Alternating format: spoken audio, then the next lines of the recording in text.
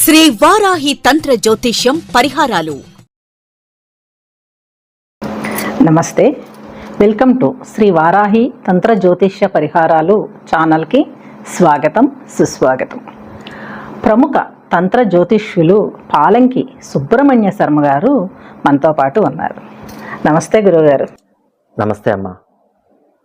గురువుగారు, మీరు 2023 ఎన్నికల సమయంలో 8-9 నెలల ముందు అనుకుంటా పవన్ కళ్యాణ్ గారి రాజకీయ భవిష్యత్తు ఎలా ఉంటుందని మిమ్మల్ని ఒక విలేకరి అడిగినప్పుడు మీరు వేద గణితం ద్వారా జాతకం చెప్పారు.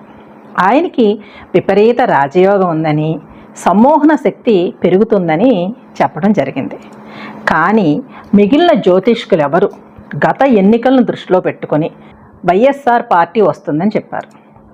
ఆ టైంలో అంటే దాదాపుగా 8-9 నెలలు ఎలక్షన్ అయ్యే వరకు మీరు ఒక్కరే పవన్ కళ్యాణ్ గారి గురించి చెప్పారు. కానీ మేము మీ వీడియో చూసి నవ్వుకున్నాం. ఎందుకంటే పెద్ద పెద్ద జ్యోతిష్కులు, సిద్ధాంతులు ఎవ్వరూ కూడా పవన్ కళ్యాణ్ గారి గురించి ఒక్క మాట కూడా మాట్లాడలేదు. అయితే మీరు చెప్పినట్లుగానే ఊహించని విధంగా పవన్ కళ్యాణ్ గారు డిప్యూటీ సీఎం అవటం చూసి అందరూ ఆశ్చర్యపోయాం. అయితే మా ప్రేక్షకులు కొంతమంది ఫోన్ చేసి అడగటం జరిగింది. వారి తరపున మా ఛానల్ నుంచి గురువుగారు మీకు ఒక ప్రశ్న. రాబోయే 2030 వరకు పవన్ కళ్యాణ్ గారి జాతకం ఎలా ఉంటుందో తెలుసుకోవాలని అనుకుంటున్నాం గురువుగారు. శ్రీమాత్రే నమః. మీరు చెప్పినట్టుగా గతంలో నేను చేసిన వీడియో మీద చాలామంది స్పందించారు, నన్ను విమర్శించారు కూడా, నువ్వంత గొప్పవాడివా అని. అయితే నేను గొప్పవాడిని కాదు, నిత్య విద్యార్థిని, కానీ పరిపూర్ణ జ్యోతిష్కుడిని కాను. ఆ వీడియో చూసి మీరు నన్ను అడిగారంటే చాలా సంతోషంగా ఉంది. ఇప్పుడు మీరు అడిగిన ప్రశ్న, పవన్ కళ్యాణ్ గారి జాతకం 2030 వరకు ఎలా ఉంటుంది అని. పవన్ కళ్యాణ్ గారు 1971 సెప్టెంబర్ 2న బాపట్లలో పుట్టడం జరిగింది. కొంతమంది కన్యాలగ్నం అని, కొంతమంది తులాలగ్నం అని అంటారు. కన్యాలగ్నం అయితే చాలా ప్రాక్టికల్, రిజర్వ్డ్ నేచర్ ఉండాలి, పబ్లిక్ మాస్ అపీల్ తక్కువగా ఉంటుంది. కానీ కన్యాలగ్నం ఇది పూర్తిగా మ్యాచ్ అవ్వడం లేదు. తులాలగ్నం అయితే ఆకర్షణ, mass connect, multiply relationships, public image స్ట్రాంగ్గా ఉన్నాయి. కళారంగము ప్లస్ రాజకీయాలు ఇది చాలా స్ట్రాంగ్గా మ్యాచ్ అవుతుంది. ఇలాంటి కేసుల్లో జ్యోతిష్కులు జీవిత సంఘటనలు సరిపోతే అది కరెక్ట్ లగ్నంగా తీసుకుంటారు. ఈ తులాలగ్నం తీసుకుంటే శుక్రుడి వలన ఫిల్మ్ ఇండస్ట్రీలో ఆకర్షణ ఉంది. అలాగే చంద్రుడు కెరియర్ పరంగా ప్రజలతో కనెక్షన్, అలాగే రిలేషన్షిప్స్ కాంప్లికేషన్గా ఉండడం, అలాగే కుజుడి వలన న్యాయం కోసం, ప్రజల కోసం పోరాటం చేయడం. ఇక శని ప్రభావం జీవితంలో పడి లేవటం అన్నది జరుగుతుంది. ఈ లగ్నానికి అన్ని మెయిన్ పాయింట్స్ కరెక్ట్గా మ్యాచ్ అవుతున్నాయి. ఈ జాతకంలో ముఖ్యంగా కనిపించే విషయం ఆలస్యం తర్వాత విజయం రావడం. త్వరగా టాప్కు వెళ్ళే వ్యక్తి కాదు, కానీ ఒకసారి స్టేబుల్ అయితే సుదీర్ఘంగా నిలుస్తారు.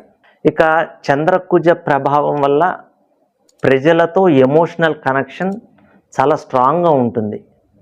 కష్టాల్లో ఉన్న ప్రజలు ఆయన వైపు ఆకర్షితులవుతారు.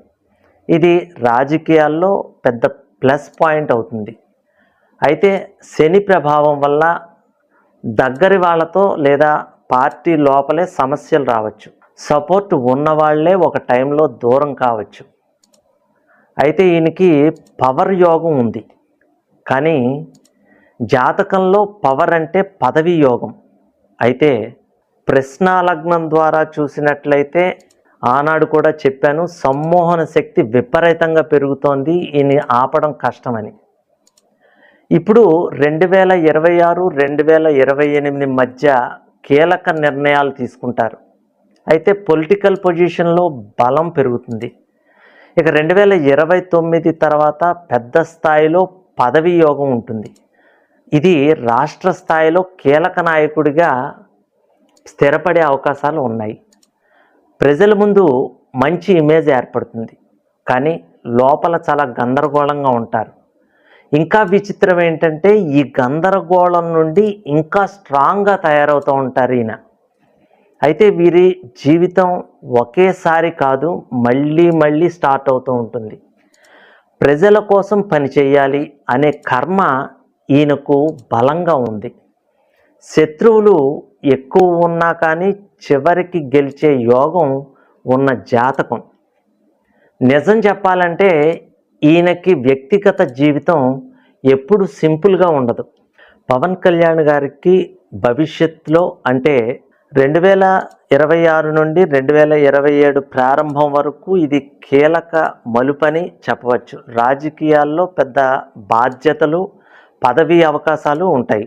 తీసుకున్న నిర్ణయాలు భవిష్యత్తును పూర్తిగా మార్చే అవకాశం, పేరు ఒకేసారి పెరగడం లేదా పెద్ద రిస్క్ రావడం జరగవచ్చు.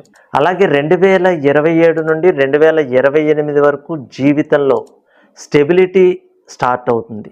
ఇప్పటి వరకు చేసిన కష్టానికి ఫలితం వస్తుంది. ప్రజల మద్దతు పెరుగుతుంది. పార్టీ లేదా వ్యక్తిగత ఇమేజ్ బలపడుతుంది.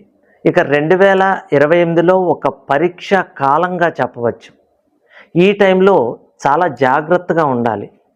దగ్గర వాళ్ళతో విభేదాలు వస్తాయి, నమ్మిన వాళ్ళ వల్ల ఇబ్బందులు ఉంటాయి, రాజకీయంగా కొంత ఒత్తిడి పెరుగుతుంది. ఇక 2029, 2030లో ఈయనకు గోల్డెన్ పీరియడ్ అని చెప్పవచ్చు. ఇది చాలా ముఖ్యమైన కాలం. ఈయనకి పెద్ద స్థాయిలో విజయం ఉంటుంది. దేశ స్థాయిలో మంచి గుర్తింపు పెరుగుతుంది. ఈయన కెరియర్ పీక్ లెవెల్కు వెళ్ళే అవకాశం ఉంది. ఇక చెప్పాలంటే 2030 తర్వాత ఈయన జీవితం కొంచెం సాఫ్ట్ అవుతుంది. ఆధ్యాత్మిక దృష్టి కూడా పెరుగుతుంది. ప్రజల కోసం పనిచేసే ఫేజు స్ట్రాంగ్ అవుతుంది. అయితే కష్టం వస్తుంది, బ్రేక్ వస్తుంది, మళ్ళీ లేచి నిలబడగలిగే శక్తి వస్తుంది. అయితే వీరు గెలిచేదాకా నిద్రపోరు. ఈయనకు ఉన్న సమ్మోహన శక్తిని చాలామంది తక్కువ అంచనా వేస్తారు. ఈ శక్తి ఇప్పుడప్పుడే తగ్గేది కాదు. అయితే ఈయన కింగ్ అవ్వకపోయినా కింగ్ మేకర్ అవుతారు. సరైన టైం వస్తే ఈయనే టాప్కి చేరే యోగం కూడా ఉంది. ఈయన్ని ఆపడం కష్టం. ఈయన జాతకం అంత పవర్ఫుల్గా ఉంది. ధన్యవాదాలు గురువుగారు. పవన్ కళ్యాణ్ గారి రాజకీయ భవిష్యత్ గురించి మా ప్రేక్షకులకి చాలా చక్కగా వివరించారు. శ్రీ వారాహి తంత్రం ప్రేక్షకులకు ఉగాది శుభాకాంక్షలతో మరొక మంచి వీడియోలో కలుద్దాం.